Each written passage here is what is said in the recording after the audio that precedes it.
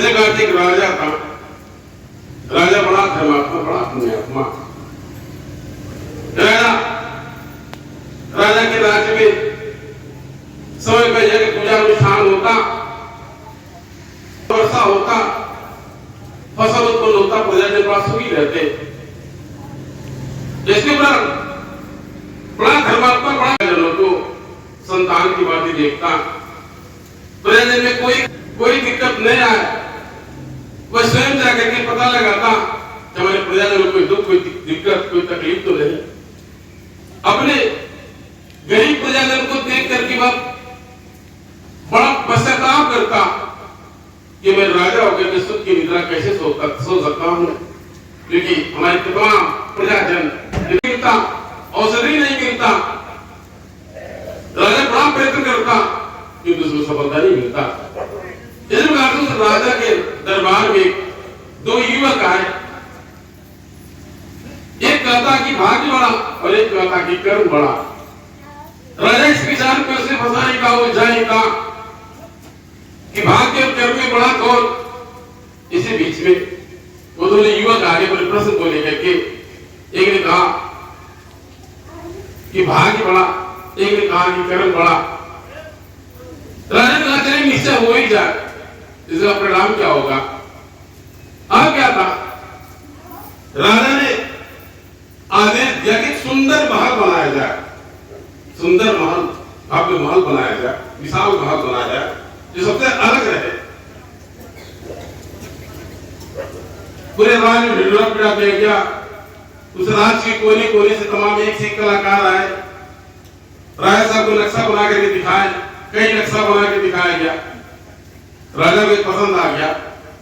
राजा का धन का कोई अभाव नहीं था और देखते ही देखते राजा को महल पसंद आ गया। आदेश हो गया कि सुंदर सा जगह खोजा जाए। मंत्री को कहा गया कि सुंदर जगह खोजा जाए जिस महल की शोभा बढ़ाए। ऐसा ही हुआ। मंत्रिमंडल ने राजा के पसंद लाए स्थान चुना और देखते ही देखते महल बनने के तैयार हो गया। अब उसमें गृह प्रवेश की बारी है, पूजन की बारी है। जो पुरोहित थे, वो पुरोहित से भी राजा ने प्रश्न किया था कि आप बताइए भाग्य बड़ा कि कर्म बड़ा। इस बात में उन्होंने कहा कोई कर्म बड़ा, कभी कर्म बड़ा कभी भाग्य बड़ा।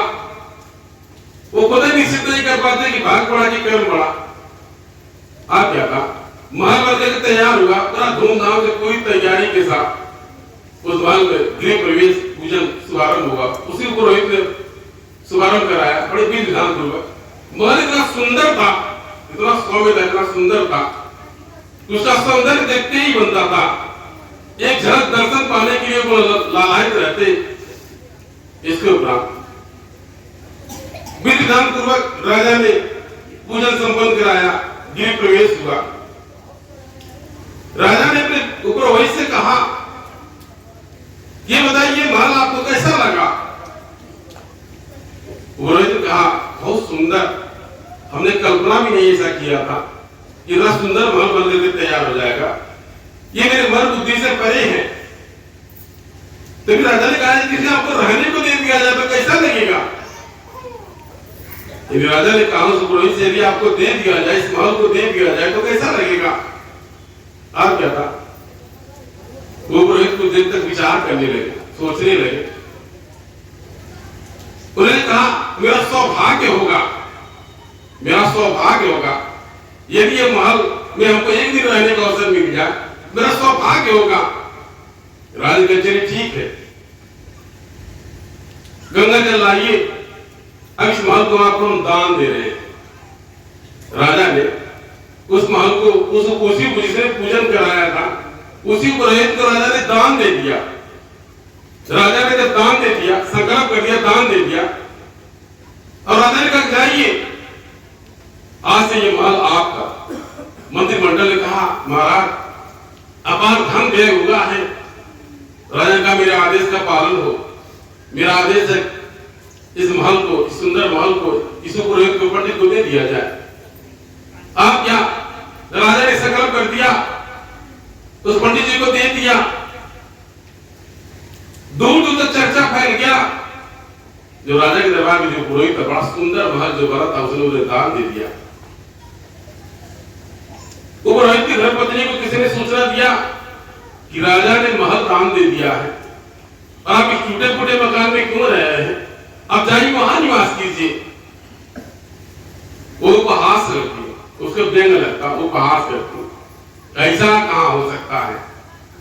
अब क्या, थोड़ी देर बाद पंडित जी बड़ा व्याकुलता से, बड़े हर्षपूर्वक, खुशी खुशी अपने घर पहुंचे। अरे भाग्यवान, जल्दी सामान समेटो, राजा ने उनके महल दान में दे दिया, कोई रहना है, वही चल के आज रहेंगे। उनकी धर्मपत्नी ने कहा, अगर आपको भांग चढ़ गया, भांग पिया, आपको भांग चढ़ गया, आप इसका नाम सुना बोल रहे हैं, अरे हाँ जल्दी करो, अपना समय विलंब न करो, अति शीघ्रता करो, हमको चलना राजा के महल में उनको दान मिल गया। इसके बाद पंडिताई ने कहा, थोड़ा सा रोटी सेक ले। अरे रोटी अगर तुम महल में सेकना, और समय नहीं है, जल्दी जल्दी दोनों ने सामान समेटा, ये कि कितना जल्दी सब महल में पहुंच जाए, कितना जल्दी महल में पहुंच जाए। अब क्या था, पूरा जितना टूटा पड़ा बर्तन सर सामग्री था बैलगाड़ी को लगाया, तमाम गांव वालों ने घेर लिया, क्या है क्या है। दिन घरे महल में रहने लगे हैं, पता नहीं हमको दर्शन देंगे कि नहीं देंगे। उन्हें कहा कि हम उनसे दान नहीं मांगे थे, हमने नहीं मांगा था, राजा ने उनको दे दिया, हम क्या करें। हंसी खुशी में पहुंचे, महल में पहुंचे। इतना बड़ा महल था, इतना बड़ा भवन, इतना बड़ा महल था। पंडित देखकर आज इतना बड़ा भवन लेने की क्या जरूरत था। उनकी पंडिताई धर्मपत्नी का इतना बड़ा महल की क्या जरूरत थी। ये इस घर में हम एक चक्कर भी लगाए पूरे कमरे तो दिन भर हमको चलते बीत जाएगा, लेकिन पूरे कमरे में का निरीक्षण और उसे भ्रमण नहीं कर पाएंगे, इतना बड़ा छोटा महल नहीं मान सकते थे। पंडित ने कहा क्या कि राजा की मर्जी, राजा उनको दे दिया, तो चल ठीक है। अब उनका एक छोटा सा बच्चा, उसने क्या महल में क्या करते हैं, वो जो जाके बाथरूम करने लगा, उसी महल में बाथरूम करने लगा। पंडित राजा का महल है, ये बाथरूम का स्थान नहीं है, ये राजा का महल है। अब क्या था, उसने मना किया। अब इतना बड़ा भवन देकर के धीरे धीरे समझा हुआ। पंडित बड़ा कोस थी, हम झाड़ू भी लगाएंगे कई दिन लग जाएगा, झाड़ू लगाते, हम दिया जलाएंगे कई दिन दिया जल जाएगा। वास्तव में इतना बड़ा महल था कि अगर सब कमरों में दिया जलाया जाए तो गरीब भर का सब यही पूंजी खत्म हो जाए, इतना बड़ा भवन था। एक गरीब की पूरा जमीन जायदाद सब लुट जा, इतना बड़ा भवन था। जैसे तैसे पंडिताई ने 2-4 कमरे में दीपक जला दिया। धीरे धीरे संध्या हुआ, कुछ पका करके खा के विश्राम करने लगे। अब परंतु तो नींद नहीं लग रहा था, सैया हमारा है कैसे को लाटू लग जा, पैसा मिल जाए, अचानक पैसा काम हो जाए। आगे पहले विश्वास नहीं होता सैया की जुटते, तो लोग यही लग रहा था कि सैया की जुटते, हम अपने घर में हैं कि महल में हैं, कि राजा का महल है, आज महल में है। सोचे क्या कर रहे थे। जब रात्रि हुआ तो उस राज की लक्ष्मी छम छम करते हुए उस महल में यानी विचरण करने के लिए आई। कैसे नहीं आती लक्ष्मी, उस धर्मात्मा पुण्यात्मा राजा ने महल बनवाया था, इतना भव्य ढंग से पूजा पाठ अनुष्ठान कराया था, और माता लक्ष्मी कैसे न प्रसन्न हो। उसी माता लक्ष्मी की कृपा से उस राजा का संपूर्ण भंडार भरा रहता था। माता लक्ष्मी छम छम करके आई, छम छम उसके पैर बढ़ रहे, आवाज आ रही है छम छम की।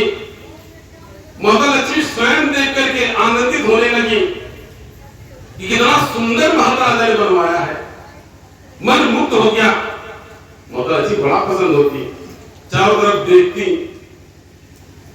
छम छम की आवाज आती, आगे बढ़ती गई माता लक्ष्मी, उनका रूप दिखाई देने लगा। जब पंडिताएं थी यानी छम छम की आवाज सुनी, उनको लगा कोई प्रेत आत्मा है, कोई भूत है, इस महल में कोई भूत है, कोई प्रेत आत्मा है, कोई किसी की आत्मा भटक रही है। अब क्या था, अब मुंह को छिपा ली, हल्का हल्का देखने लगी, छिपा ली, मुंह को छिपा ली। और माता लक्ष्मी उनको काले वस्त्र में चुड़ैल दिखाई दे रही थी। वो तो माता लक्ष्मी थी, इसी का अपना अपना भाग्य, उसको चुड़ैल दिखाई दे रही थी। अगर कोई चुड़ैल कोई डायल मेरे घर में आ गई है। माता लक्ष्मी बड़ी खुश थी, आनंदित थी, पूरे महल में छम छम की आवाज हो रहा था, भ्रमण कर रही थी। इधर प्रधान धीरे धीरे मुंह ढक के टुक टुक देख रही, कहाँ है कहाँ जा रही, क्या कर रही है। अब माता लक्ष्मी ने कहा ये सब नीचे सोए थे। माता लक्ष्मी ने देखा नीचे सब सोए, नीचे पड़े सोए। तो माता लक्ष्मी ने विचार करे, इतना बड़ा महल का स्वामी और स्वामिनी जमीन पर सोए हैं, इनके अच्छा सा पलंग होना चाहिए। जिसका जितना सोच, जिसका जो जितना भाव, तो माता लक्ष्मी का अपना खुद का भाव था कि इतना बड़ा महल तो इसके मालिक ये भूमि पर सोए, जमीन पर सोए, इनके पलंग होना चाहिए। मोदा जी ने अपनी कृपा बरसाया और ये नीचे सोए थे और उसके नीचे पलंग आ गया, बहुत सुंदर सोने चांदी से जड़ित पलंग आ गया। ये सब धीरे धीरे उसको उठ रहे हैं, इनको पक्का हो गया कि बस कोई चुड़ैल है, कोई डायन, कोई प्रेत आत्मा है। उनको नहीं पता था कि माता लक्ष्मी आई है। उनको लग रहा था कि कोई चुड़ैल है, कोई डायन, कोई पराचित है, ये आत्मा भड़क रही है। और धीरे धीरे उसको उस पलंग पर सुला दिया। अब जब उस पलंग पर सो गए, सब जग गए। धीरे धीरे डरके वाले कोई आंख नहीं खोल रहा है, तो कोई किसी से बात कर रहा है। अब माता लक्ष्मी सोच रही कि इस पलंग को कहाँ रख दे, यहाँ रख दे कि वहां रख दे। कैसे कोई अपना गलिया घर सेट करता, कहाँ सिंगार रहेगा, कहाँ बेडरूम रहेगा, उस तरीके से। तो माता लक्ष्मी को अच्छा लगा कि यहाँ रख दे। अब अपनी कृपा से ये लोग सोए थे, उसके बेडवा सही थे, जहां उनको अच्छा लगा रख दिए। माता ने रख दिया और डर गए और पक्का हो गया कि बात कर रहा भूतवा है, कोई आत्मा भटक रही है। अब माता लक्ष्मी विचार कर रही है कि अब चलो ठीक है, इतने बड़े महल का स्वामी साधारण वस्त्रों में, न कोई वस्त्र न आभूषण है, इनको तो सुंदर वस्त्र आभूषण चाहिए, नहीं इस महल की शोभा नहीं बनेगी। माता लक्ष्मी हंसते मुस्कुराते हुए छम छम करते उनके पास पहुंची कि वो तुम कैसा वस्त्र पहनना पसंद करोगी। एक बड़ी लाइन से पूछा, तुम कैसा वस्त्र पहनना पसंद करोगी। अब क्या बोले, मुंह ढक ले, जिसको कोई डरावना सपना बात देखता है कान मुंह ढक लेता, उस तरह से मुंह ढक ली। माता लक्ष्मी हंस रही थी, वो बड़े भाव में थी, भूते परिते भाव में थे। इसके बाद में माता ने कहा चलो ठीक है, अब कई वस्त्र उनको पहनाया। पंडिताइन को उनको वस्त्र है, कौन आभूषण है, उनसे पूछ रही तुमको कैसा वस्त्र अच्छा लगेगा। उसे बेचारे डर रहे थे। माता लक्ष्मी ने कई वस्त्र आभूषण उनको बदलवाया, खट खट बदलता आता जाता और पक्का हो गया कि वस्त्र मतलब प्रेत आत्मा है। तो माता जी को, लक्ष्मी जी को जो पसंद आया, जो अच्छा लगा, वस्त्र आभूषण पंडिताइन को पहना दिया। दूसरी बार से देखा कि इतना बड़ा महल का स्वामी ये भी साधारण वस्त्र में है, इसको एक राजा के तरीके से होना चाहिए।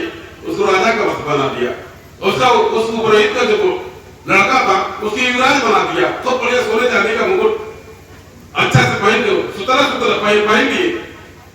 अब क्या था, जब थोड़ी देर माता ने विचरण किया चारों तरफ, उसने कहा चलो ठीक है, मैं जा रही हूं, मैं कल फिर आऊंगी। उन्होंने देखा कि इतने बड़े महल का स्वामी ये रुके सूखे भोजन खा करके सब लोग सोए हैं। माता ने नीचे चलो ठीक है, हम तुम लोगों के भोजन का व्यवस्था कर दे रही है। माता अपनी कृपा से तमाम प्रकार के व्यंजन को सिराने अगुड़ाने चारों तरफ रख दिया। उन्होंने कहा चलो ठीक है, मैं जा रही हूँ, तुम लोग को भूख लगेगा तुम खा लेना। माता लक्ष्मी ने कहा तुम लोग को भूख लगेगा तुम खा लेना, मैं जा रही हूँ, कल फिर आऊंगी। माता जी उनको पलंग भी दे दिया, वस्त्र आभूषण भी दे दिया और फिर यानी उनको खाने का सुंदर अच्छा व्यवस्था भी कर दिया और रास्ते पे रास्ते चली गई। आपका इनको बिल्कुल डर हो गया कि कोई प्रेत आत्मा है, इस महल में कोई प्रेत आत्मा भटक रही है, जिस कारण से ये सब उल्टा पलटी हो रहा है। ये प्रेत आत्मा जैसे तैसे रात बिताए, जैसे तैसे रात बिताए, जैसे सवेरा हो। अरे महान साहब, राजा को छोड़ करके हम लोग भाग गए, कुटिया ठीक है, इस प्रेत आत्मा में कौन कैसे भूतवा, कैसे भूतवा, जैसे जो पर आज मेला आ गया भूतवा, कई लोग आए, कई लोग चले गए, कई सुनाता है इस जमीन को जो भी खरीदा यानी वह आगे नहीं बढ़ पाया, उसकी मृत्यु हो गई, यही भी लोग बताते हैं। एक लंबा इसका इतिहास है। उसी कारण से किस तरीके से प्रातः काल हुआ, पंडित पंडिताइन प्रातः काल राजा के दरबार पहुंचे। राजा ने सोचा क्या बात है, बड़े सवेरे आ गए, लगा मुझे दर्शन यानी आशीर्वाद देने के लिए आए हैं। पंडित जी ने कहा महाराज महल वापस ले लीजिए, उसमें उस महल में कोई प्रेत आत्मा है, किसी का आत्मा भटक रही है, रात भर हम सो नहीं पाए, हम बहुत दुखी बहुत परेशान हैं, हम फिर डरे हुए हैं, उस महल को आप वापस ले लीजिए। राजा का ये कैसे संभव है, हमने तो आपको दान भी दे दिया, ये हम आपसे वापस कैसे ले सकते हैं, ये कैसे संभव है। मंत्रिमंडल ने निश्चय लिया कि महाराज जिन इनको आप महल नहीं भा रहा, आप उसका मूल्य दे दीजिए, जो जितने का महल है उसका मूल्य दे दीजिए और उसके बाद में उनसे खरीद लीजिए। राजा ने ऐसा किया, उस महल का जितना मूल्य था उस पुरोहित को दे दिया गया और उनसे पुनः राजा ने महल को खरीद लिया। आप क्या था, इनको बड़ा सुकून मिला कि चलो वो जगत जमीन छूटा, वो महल छूटा, हम तो मर जाते, तबाह हो जाते, भटक रही आत्मा। अब एक फिर से टूटी फूटे घर में चले गए। उन्हें संध्या हुआ, रात्रि हुआ, राजा ने उस महल को क्रय किया था। राजा उसी पलंग पर जाके सो गया, वह राजा था, जाके सो गया। पूरे जब रात्रि हुआ, मध्यरात्रि हुआ, पूरे माता लकड़ी पूरे चम चम करके आ रही है, चमचम करके आ रही है, सुंदर देख करके राजा को बहुत खुश हो गए, ये तो महल का स्वामी है। माता लक्ष्मी इतनी खुश नहीं, उस भवन को देख करके, महल को देख करके, राजा के भाव को देख करके, धर्मात्मा पुण्यात्मा के भाव को देख करके, अब माता लक्ष्मी प्रसन्न हो गई और राजा को जगाने लगी, छम छम की आवाज आई कभी इधर से कभी उधर से। इसके बाद में माता लक्ष्मी ने कहा कि राजन मैं लक्ष्मी हूं, तू कुछ मांग ले, तू कुछ मांग ले, मैं तुझसे बहुत प्रसन्न हूं, तू क्या चाहता है, बोले तू कुछ मांग ले, तू क्या चाहता, मैं तेरी इच्छा की पूर्ति कर दूंगी। राजा कुछ नहीं बोला। उन्हें माता लक्ष्मी ने कहा तू क्या चाहता है, आज मैं तेरी सारी इच्छाओं की पूर्ति कर दूं, वो तुझे क्या इच्छा है। तो राजा ने कहा माता हमारी यही इच्छा है कि हमको सोने दीजिए, हम विश्राम करना चाहते हैं, हमको सोने दीजिए। माता लक्ष्मी और खुश हो गई कि मुझको देख करके, मुझको पा करके बड़ा से बड़ा धनवान ये नहीं कहेगा कि मुझे नहीं चाहिए, और मैं तुझ पर प्रसन्न हूं और तू कह रहा है कि मुझे विश्राम करने दीजिए, मुझे प्रसन्न हो गई।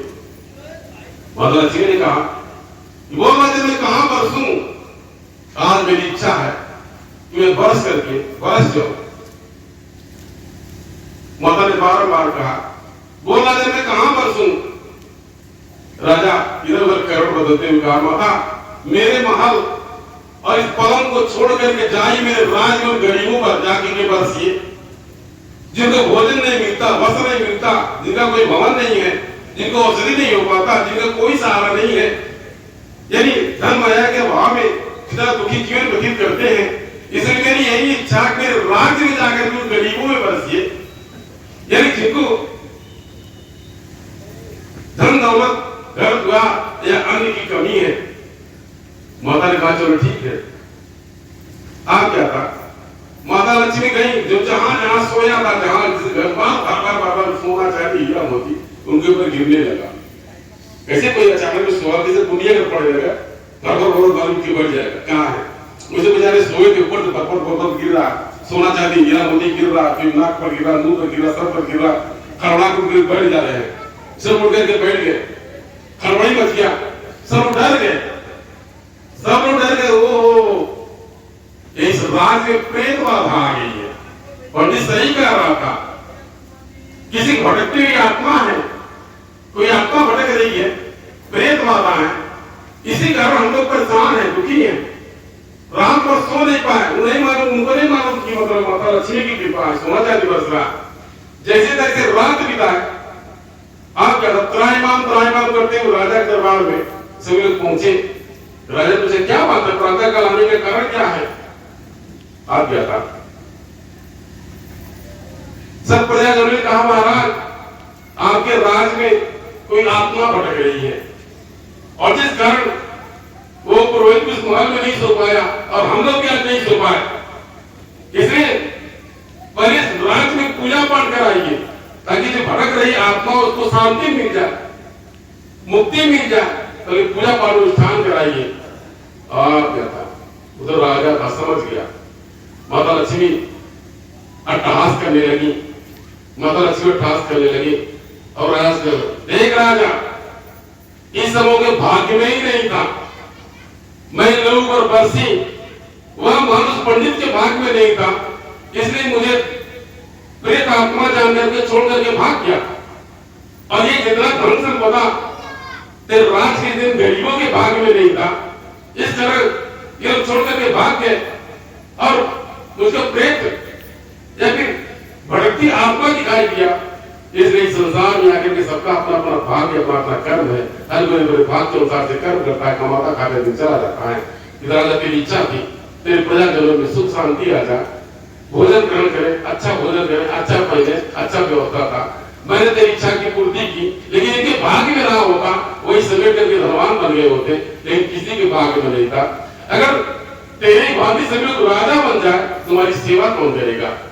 अगर सभी लोग धनवान बन जाए, सभी निर्धन बन जाए, या सभी लोग चाकर बन जाए, या सभी लोग अच्छे पद पोस्ट पर चले जाए, तो भी संसार का और कार्यभार कैसे चलेगा?